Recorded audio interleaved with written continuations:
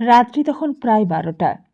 সোনাগাছির সরু গলিতে লাল আলো জ্বলছে, কিন্তু সেই আলোতে কোনো উষ্ণতা নেই, একটু অদ্ভুত শীতলতা। রিমা, ছদ্মনাম, যার বয়স মাত্র 15 বছর।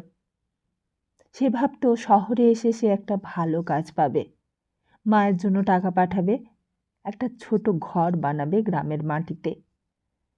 কিন্তু আজ সে একটা বন্ধ ঘরের কোণে বসে আছে। দরজার বাইরে তালা, ভেতরে ভীষণ অন্ধকার। একটা লোক ছিল, খুব ভালো কথা বলতো।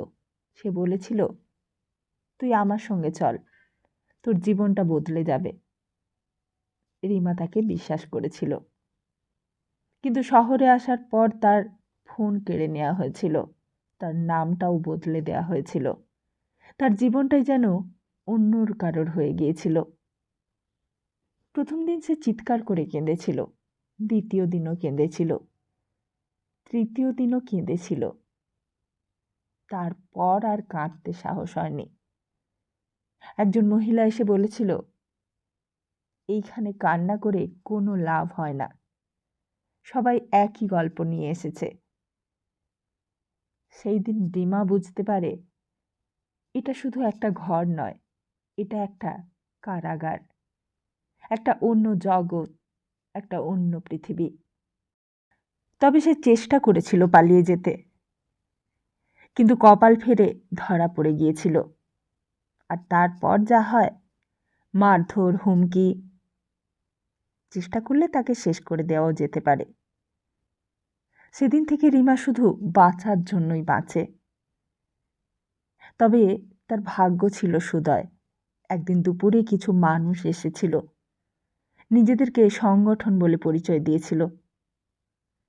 তারা চোখে চোখ রেখে কথা বলে, এমনভাবে বলে যেন রিমা এখনো একজন মানুষ। একজন মহিলা আস্তে করে বলে, তুমি চাইলে আমরা তোমাকে সাহায্য করতে পারি। রিমা চেয়েছিল, বাঁচতে চেয়েছিল। সে বলেছিল, বাইরের জগৎটা কিন্তু তোমার জন্য অনেক কঠিন হতে পারে, সহ্য হবে তো? রিমা বলেছিল, আমি শুধু বাঁচতে চাই।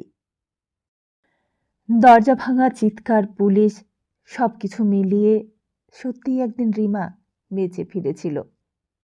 আজ রিমা একটা এনজিওতে কাজ করে, তার মতো অসহায় মেয়েদের সে সাহায্য করে। আসলে এই জায়গাটাই শুরু হয় প্রতারণা থেকে।